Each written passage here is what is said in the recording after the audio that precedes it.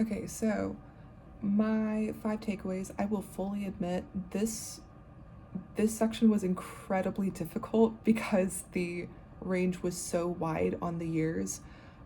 Trying to pin down like 10 most important musicals was actually really hard. Um, but in terms of takeaways, like at least starting in the 1980s, was how we were falling into that pattern again of imports from Europe becoming what was the most successful in the US, in the same way that operettas and European musical theater really dominated the American theatrical scene. We're falling into that pattern of French and English being what Americans want to see on stage, what was really succeeding. Like Andrew Lloyd Webber being the like biggest source of that, which leads into the 1980s as also the beginning of mega musicals. And in a way, this kind of echoes operettas as well. I really had the thought that there was it was because of this quote. I'll get into that in my next takeaway, but they're not all mega musicals were created equal, and I think there is a vast difference between like Starlight Express and Cats, and then like Miss Saigon and Les Mis. And Miss Saigon and Les Mis almost felt to me like they were continuing the tradition of something like Showboat, where they're feeding political topics in a way that an audience still finds appealing and emotional and soap opera-ish. Whereas like Cats and Starlight Express and like lots of Andrew Lloyd Webber, it's just like all vibes. It's all vibes. It's all vibes and spectacle. And that is very operetta-esque. It's very frothy. It's very come have a good time. You don't have to have a thought when you're here. And those two things are very different, but they still fall into that same category of the mega musical, of that spectacle driven theatrical experience that became what people wanted. And I do think that's interesting that, like, oh, this is what we want. This is what we want out of our musicals. And that's like the rise of tourism. That's who's coming and fueling Broadway. It was becoming a tourism industry. And if you're not usually like a theatrical person, spectacle driven experiences are going to draw you more than like a quiet, intimate, like psychologically complex, like Sondheim musical between maybe 6 characters. You want to see Les Mis, you want to see the turntables. But speaking of mega musicals, I don't even know if I can find the quote, but this section, the author was just mad. Truly, like it felt like he's always had personality in the book, in his writing, but this section was like you could tell he hated mega musicals.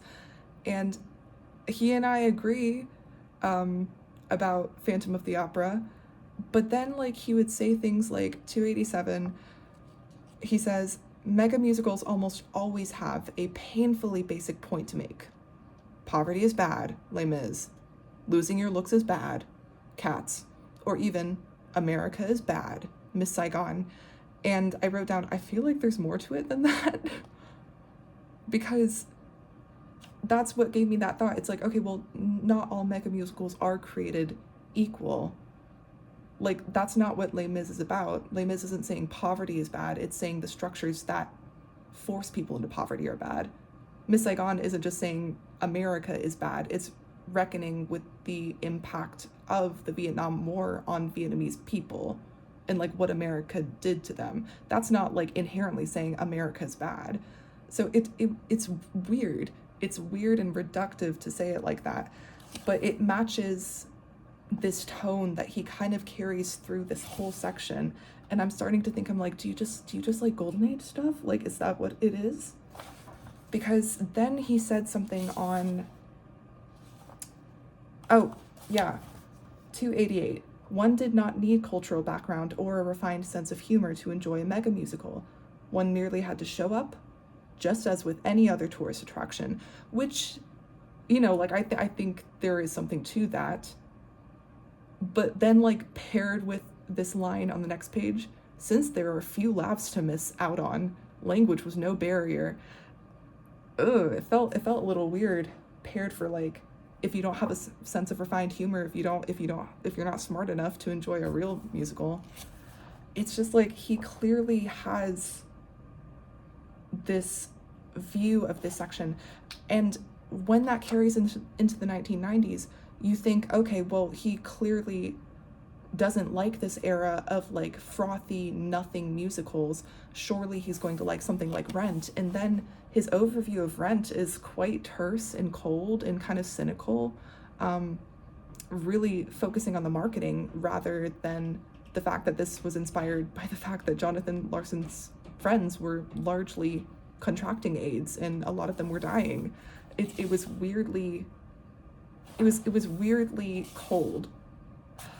There was also, now I do apologize, this is turning into a rant, but this section was so disparate with everything else that had been listed in the book that it kind of is a takeaway in and of itself. Page 294, it's talking about Disney and Disney creating a corporate presence on Broadway, which is another one of my takeaways. But in talking about The Lion King, he said, so what if the score was forgettable and the whole production little more than a $20 million puppet show? That made me put down the book for a second, because if you, as a musical theater fan, can write the sentence saying the Lion King's score was forgettable, I don't know if you've ever heard it. Because that is a Howard Ashman and Alan Menken score that is designed to stick in your head like glue. Like, you can say a lot about Disney as a company, you can say a lot about it as a corporation, but the artists that drive it are extremely talented. And it was a weird tone to take, saying $20 million puppet show. What's wrong with that?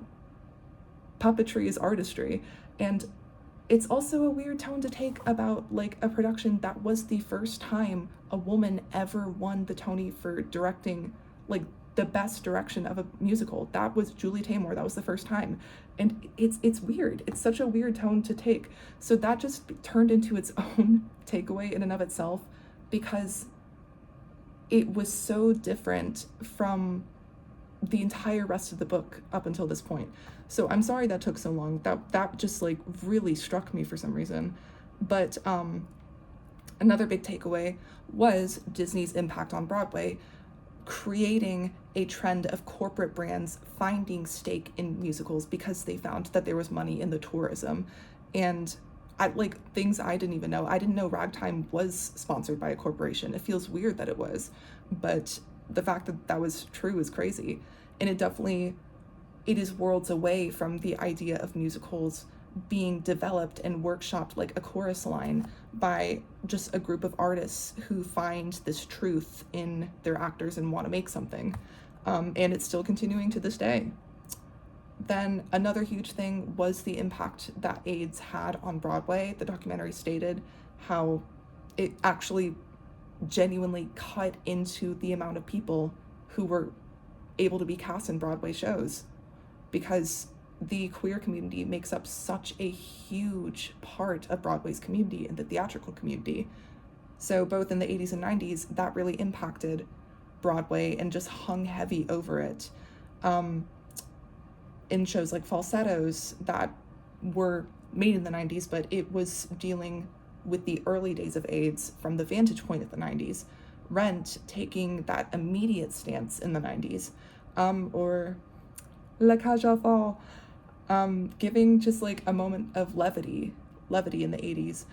And then also AIDS continuing impact on Broadway because of Broadway Cares, which continues to this day. Broadway Cares Equity Fights AIDS. It is still a huge part of the Broadway community.